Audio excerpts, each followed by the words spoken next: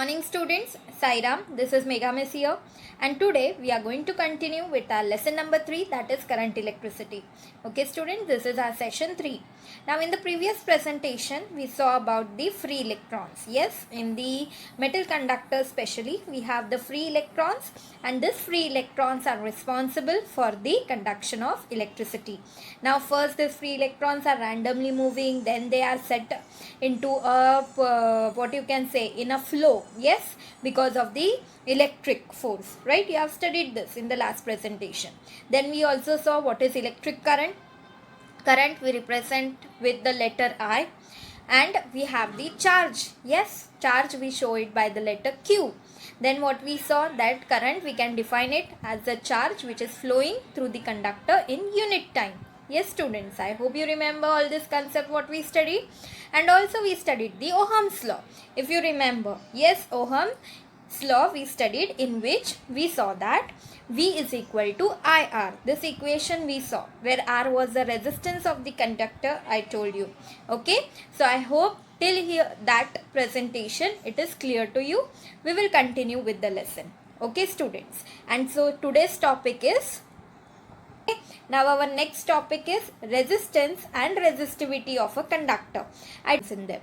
So now as shown in figure 3.4, yes, same figure we are going to see which we have taken last time. There are large number of free electrons in the conductor. Yes students, we saw this. Yes, and these free electrons are very important for this conduction of electricity. They are constantly in random motion. Yes, we have seen this also. When a potential difference is applied between the two ends, yes, of the conductor, this electron start moving from the end at a lower potential to the end at a higher potential. Yes students, we studied this in the last presentation also. Yes, what again I'll repeat. When a potential difference is applied between the two ends of the conductor, potential difference means we are attaching it to a cell. Okay, then what is happening students? These electrons, they start moving from the end at a lower potential to the end at a higher potential. They will move from lower potential towards the higher potential. In the diagram B part, you can see how the motion has been set up for the electrons. Yes, through the arrows. Okay, we will continue. This directional motion of the electrons cause the flow of the current. Yes, because of this motion of the electrons, the electricity is flowing, the current is flowing.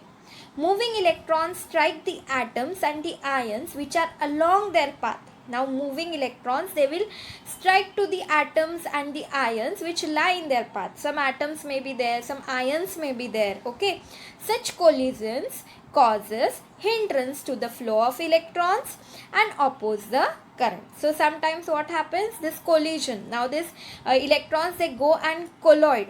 Okay, to whom? To the atoms which are there in that particular conductor. Some ions may be there in that. Yes, so such collisions causes hindrance. Hindrance means stop the flow of the electrons. Okay, hindrance means we can say it try to stop the flow of the electrons, continuous flow of the electrons we can say. Okay, and oppose the current.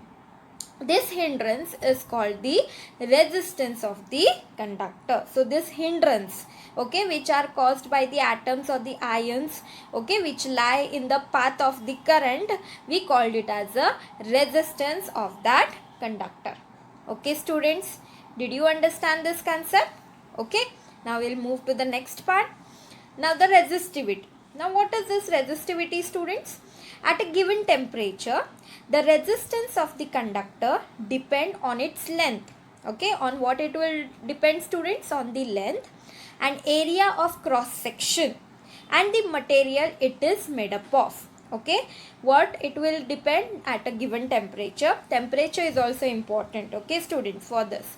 So at a given temperature, the resistance R of the conductor, it will depend on what students? Remember, length, cross section area, that is we take it as A, okay, and the material with what it is made up of.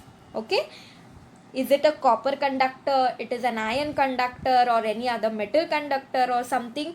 You know, sometimes two metals. You have studied alloys also, right? So alloy can also be made as a conductor. So that time in that alloy, many of the atoms and ions of the other metals are also there. They might not be so much good conductors, so they will cause an hindrance in the passage of this electric current. Okay, so I can make an alloy also to conduct the electricity. So very pure metals I will not get, or very pure may have that less capacity to conduct the electricity. Okay, so it depends upon the length, it depends upon the area of cross section. Okay, if I take the area of the cross section of the wire, then and the material what it is made up of, on this everything the resistance of the wire will depend. Okay, now if the resistance of the conductor is R, we have studied this, yes, in the Ohm's law, right? So what we are taking the resistance as R. Okay, now you know R is directly proportional to L. What is our L, students? The length, right? So R is directly proportional to the length, and also R will be inversely proportional to the cross section area. Okay, remember R, that is resistance, will be directly proportional to the length of the wire and inversely proportional to the area of the cross section of the wire. Okay, if I cut the wire, then it will be depending on that also. Okay, so therefore what you will get, R is inversely if I instead of this here 1, I can put L as it is. I can say that R is inversely proportional to this A and it is directly proportional to this L. Okay, now if I want to remove this proportionality sign, okay students, what I have to add? A constant, and here my constant is this rho. Okay, what you call it as rho. Okay, we will continue. I hope this part is clear. Okay, R is directly proportional to L. R is inversely proportional to 1 upon A. That means I can write the equation as L upon A. Okay, and R will be proportionality sign I will draw, and L upon A. Here this means R is directly proportional to length and A is down in the denominator. That means resistance is inversely proportional to the area of cross section. Okay, and to remove that proportionality sign, students, I have put a rho sign. Okay, it looks like a P. Okay, small p, but we call it as a rho. Okay, we will continue. Now, rho is the constant of proportionality and it is called the resistivity of the material. Okay students, remember rho is the constant of proportionality and it is called the resistivity of the material. The unit of resistivity in the SI units is Ohm meter. Okay student, what it is? Unit of resistivity in SI units is Ohm meter. Okay, resistivity is a specific property of a material. As I told you, any material, and different materials have different resistivity. This also I told you, resistivity of all metals. Maybe I am mixing the metals with something to make it a better conductor. All these things depends upon the resistivity. Okay, so resistivity, it is a specific property of a material, means all the materials have got their own resistivity value. Okay, and different materials have different resistivity. I hope till here it is clear to you. Okay, should we proceed? Okay, so next topic we are going to start, that is the electric circuit. Now what is the students electric circuit? A continuous path of an electric current through conducting wires connected to the two ends of the cell and the other resistances is called an electric circuit. You will remember the definition, students. A continuous path of an electric current. Yes, continuously electric current is flowing through the conducting wires. You need conducting wires. Okay, connected to the two ends, yes, positive and negative terminal of the battery and other resistances, means other all components which are we require. This everything we call as electric circuit. In the diagram here you can see this also. Yes, I'll explain you. A circuit is depicted by a figure. You can see beside a figure is there. This figure shows how different components are to be connected in the circuit. Okay, by using special symbols for each of the components. Now student, there is a table given in your text related to this symbols, and all the components are given. It has been omitted for this year from your syllabus. So just here only in this circuit I will explain you the components. Okay, you don't have to study, only in circuit you remember how we have done. Okay, now you can see, when starting with, first I will start with a cell. I'll require a cell first. It has got a positive and it has got a negative. Okay, this is my key. When I draw, you can see a dot and the circular brackets we draw. Okay, electric cell, you can see one bigger line, one smaller standing lines, right? Bigger standing line will be the positive, smaller standing line will be your negative.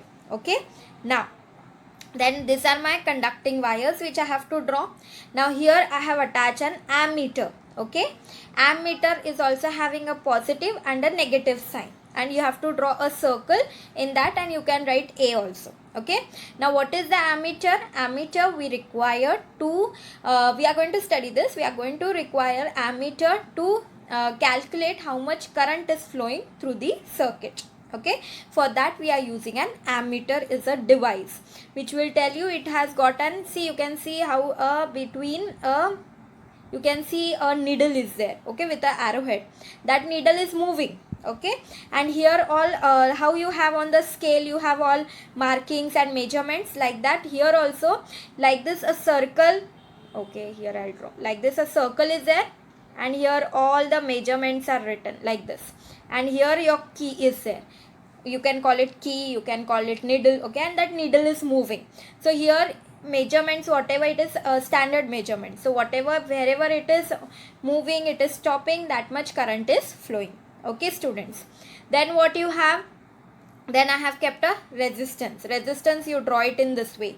Okay, it should be in this way, like this, like this, like this, and like this. This is your resistance. Okay, it is connected. Then resistance up, it is connected with this voltmeter. Now what is this written? Series and parallel, that we will study in our next presentations. Okay, so till here you just remember, a voltmeter is also connected, ammeter is connected. Voltmeter will tell you about the what is the potential difference in the circuit. Okay, which we will calculate in volts.